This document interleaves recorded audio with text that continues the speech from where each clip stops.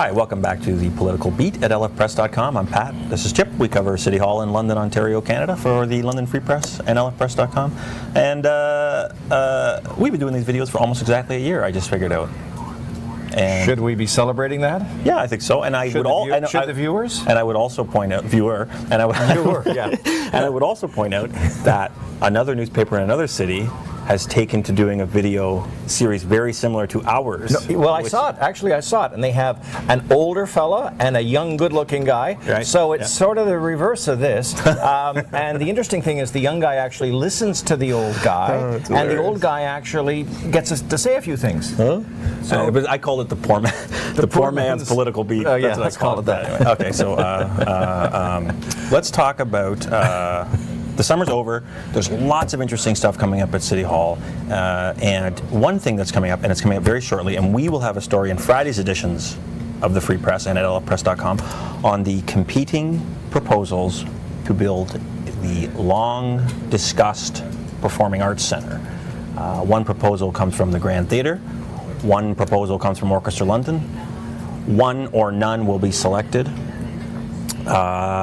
Sort of similar, but also very, very different proposals and some very key distinctions between the two of them. You would agree? Yes, and I'm looking forward to your excellent piece on it. The interesting thing is the difference in the contribution required from the city is significant in both cases. Would you highlight those? I think that's the most interesting component. The Orchestra London proposal, which of course is an organization led by Councillor Joe Swan, which is also an interesting part of all this. They want $10 million in city funding to leverage what they say will be $30 million in federal and provincial grants. The Grand Theatre proposal... And they will locate this where? They don't know yet. Okay. That's phase 2 or phase 3 of their project, which is also interesting. The Grand, which of course has an existing location, they want 2 land swaps with the city. So in effect, Sifton owns a parking lot behind the Grand.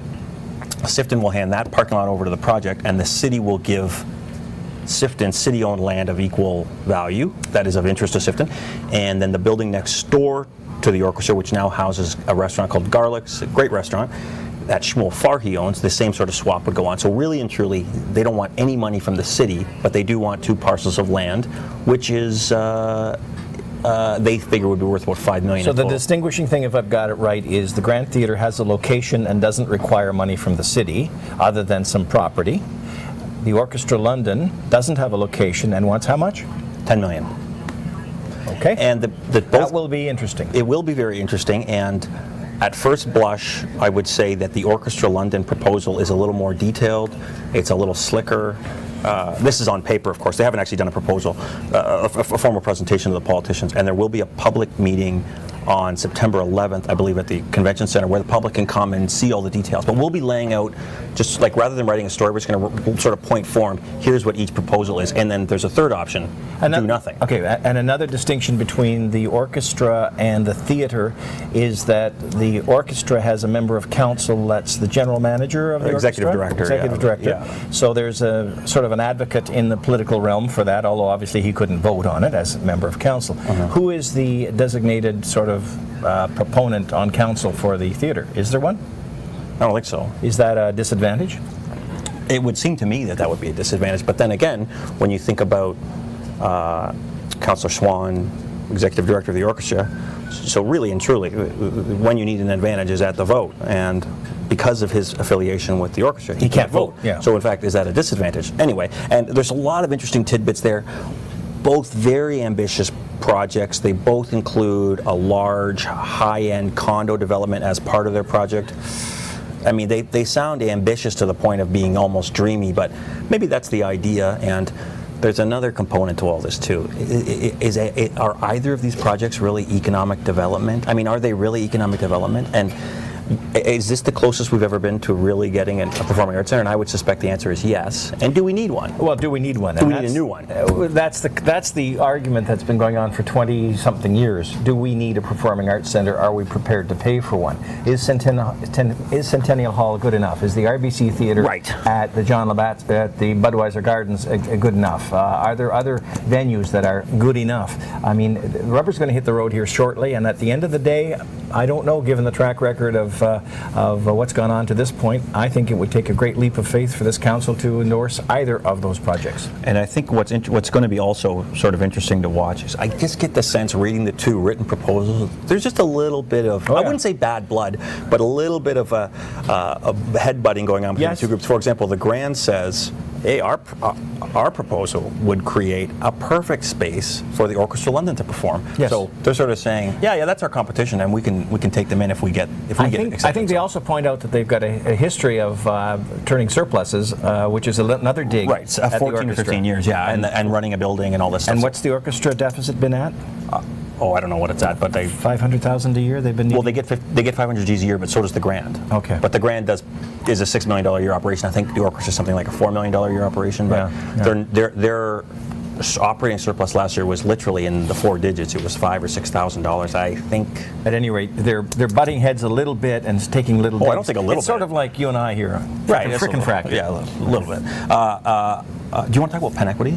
We can talk just a little bit about pen equity, and it's interesting that. And again, pen equity is the 401 Wellington development. Yes, right? the 401 and Wellington Road development, where there was controversy about a woodland and a wetland within the woodland. Not that triangular pond that people may have mistaken for the wetland that's at issue here. But at any rate, council, after great consternation, decided to approve the rezoning to permit the rezoning to permit that. However, at the end of the day, and at the end of all this debate about jobs versus trees and whether it is or not, the UTRCA, the Upper Thames River Conservation Authority, is still in the position of being in the driver's seat, because the ultimate okay for this thing to proceed has to come from them, notwithstanding what council did. And that's interesting, because that didn't change from before the debate until after the debate, because pen equity did not have all its ducks in a row. Interesting on top of all this, because of the way council has done this and dumped this in the lap of the UTRCA is now talking about appealing what council did. So not only what, on behalf of the green space, are they going to be going to the OMB potentially, but they're also thinking about appealing what council did to put them in this spot where they are the sort of the kingmaker for development. So that will not hasten the development at all. And then there's the sweet, sweet siren song of job creation. And I think, and friend of the show, Randy Richmond, had a story a couple months ago talking about that very topic, and that it's not really job creation if what you're doing is building a facility that will have retail jobs. You need to have a place that constructs something and sells it elsewhere for what I would call real capital J, capital C job creation. Would you agree with that? Yes, you have to put the product of the hands of Londoners to the hands of other people. Those are valuable jobs. When our hands are simply collecting money to sell stuff that was produced elsewhere, maybe in China or in Toronto or where else, that isn't quite as valuable a job for the local economy. Yeah, or I don't think it's a valuable job at all. I don't think it's a new job. I think it's, because there's not like there's a new consumer. No. So I think that when I hear the argument made by many members of council, the mayor included, that this would be a win for jobs or a win for job creation, it rings hollow to me, and I just wonder if the average voter has had the good fortune to sort of read enough about the topic and focus on the topic, which I'm sure they haven't, to sort of realize the distinction there, right? That that's not what it is. So it's sort of an empty achievement. People have a lot of concerns about the quality of those jobs. Yeah, but I'm not talking about even the salary. Just that it's all you're doing is taking a movie theater from one place and moving it to a new place. That's right. Anyway, you know what else is interesting too, and this was sort of underreported by myself anyway. I felt that land has been zoned commercial since time immemorial. It's not as if well, you know, we can't have more commercial. That's a commercial land. They can do what they want there, but it's the movie theater component that needed council's approval. Well, technically, I understand it had a restricted service commercial designation, which would allow for things like service stations and auto-related things. Oh, that's interesting. There was a commercial designation on there. What they want is this, what they call new format commercial node, which we apparently haven't seen that sort of development in London quite like this, which seems to be a cross between a sort of a mall and sort of a big box development. Well, it sounds like Pen Equity is a developer, of course, and they're a contemporary or a rival of Smart Centers, right? Yes. Which does all the, you might recognize the little penguin logo outside of your local Walmart. That's a Smart Center product. Like it's the same sort of thing, right? Like up at Hyde Park and down on Southdale, yeah. So would it be the same? It would probably be the same sort of thing, right? It's a little different. It's been explained to me it's a little different, but bottom line is that yes, they did need to get some rezoning in order to make this thing happen. Yes, it had been in a general sense say, well, if we're going to have commercial development, it should be in that area. So it wasn't like taking land that had been planned to be residential or industrial and converting it over to commercial. So you're right. In a general sense, it was expected to be commercial. Gotcha. And if you live near the 401 and you like to buy lower priced DVDs, the future may look very bright for you because that's the sort of... Why, is that where you're going to be parking your car and selling them? Out of the trunk of my car? Yeah, that's right. Yeah. My trunk's full of hockey equipment, so there's no room for old DVDs. Last thing we'll talk about here is 1 year until the civic election, which may be hard for people to believe that time has flown by that fast, and the next year I suspect will fly by pretty quickly too. We've got a story going into Saturday's Free Press on that very topic, how in a year from now we'll all be ensnared in the post-Labor Day sprint to the October 27th election.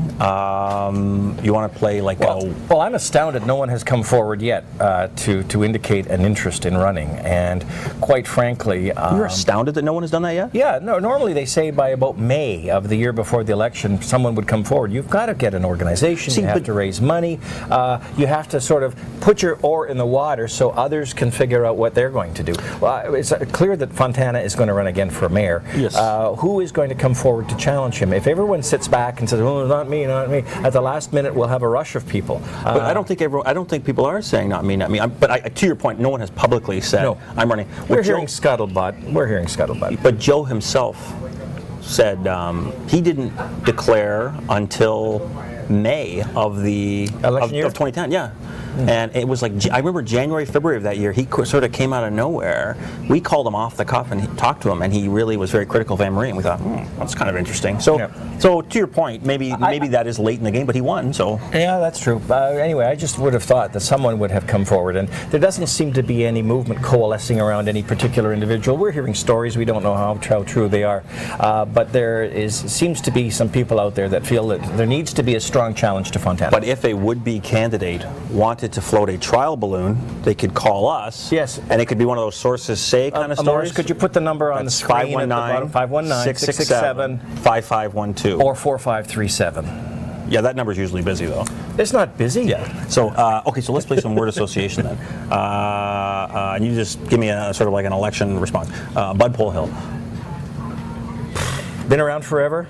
Talks about going for bigger office, never does. He's going to run again, though. I think so. Bud's in his 70s, eh? Yeah. He's crazy. He Yeah. doesn't show any signs of slowing down, though. He's even older than me. Steve Orser. He'll run again. Oh yeah, yes, absolutely, he'll run again. Yeah. Yes, he's got the name recognition in that ward, and while he's rather controversial, some people dislike him, but a lot of people seem to like him. And I think he's got those fridge magnets all across the city, not just in his ward. And we have a few dozen here in the newsroom. We have a few dozen here. We've got some ball caps, all sorts of things. Nancy Branscombe. Nancy Branscombe was not going to come back. Is not going to run. No. She's obviously sort of winding down. Hasn't been attending much. Occasionally, there's a flare-up of things that she has to say, but she's sort of. I wonder who would run in Ward 6. It would be an interesting ward. Yeah. I would think like a Joni Beckler type candidate could do very well. There's someone who's sort of a little to the, not quite on the developer side of the spectrum, and do you know what I mean? Yeah. I hope people know what I mean when I say that. Well, Ward 6 again is located in this Old North. Yeah, it's like Old North. Yeah.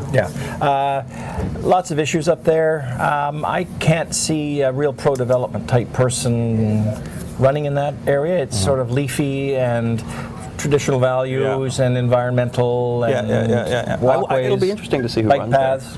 There. Dale Henderson. Oh, well. Okay, moving on. No, I'm just kidding. Dale, God bless you, bud. I think Dale's going to have a challenge. He's going to have a right-wing challenger, which will make it very difficult if he does try to seek re-election. Or I shouldn't say make it difficult, but it'll be a much more interesting competition because they both be right-wing guys. Because both be right, which would then, if someone from the sort of the left of the spectrum came up and decided to run out in the West End. Except what you just described is exactly what happened in 2010. It was Gina against two right-wingers, and Dale Henderson won. Yes. I still don't quite get that one. Yeah. I think Gina I bet you Gina Barber comes back and wants to. Oh, yeah? I'm just having a feeling. You know what I wonder? This is totally just like absolutely based on nothing, but what about Roger Caranci? Possibly. Why wouldn't he run again? Or you know what else I wonder? Bernie McDonald. Oh, Remember Bernie McDonald was on council for like 25 years. Ward 3, West End councillor, great at potholes and all sorts of issues, loves playing politics, and I've heard some rumors that he might be thinking about coming back. Yeah, and I seem to recall he had a relative that was ill on the East Coast around the time of the 2010 campaign, and that's why he didn't seek re-election. So that would be interesting. The issue that caused him to decide not to run again is gone. Matt Brown?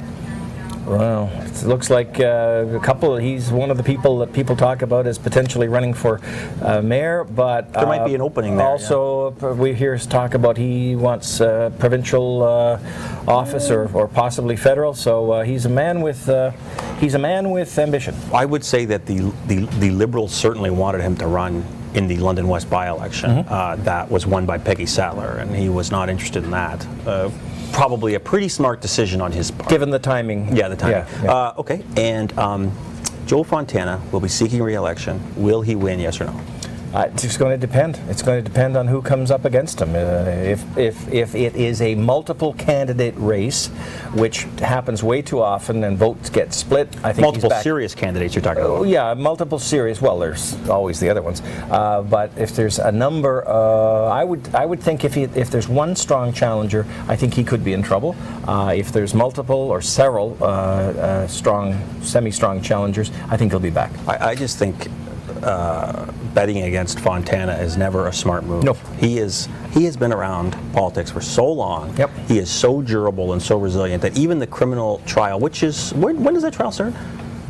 No, the preliminary hearing is in the end of October. And a very interesting When would the trial be? Would there be any idea?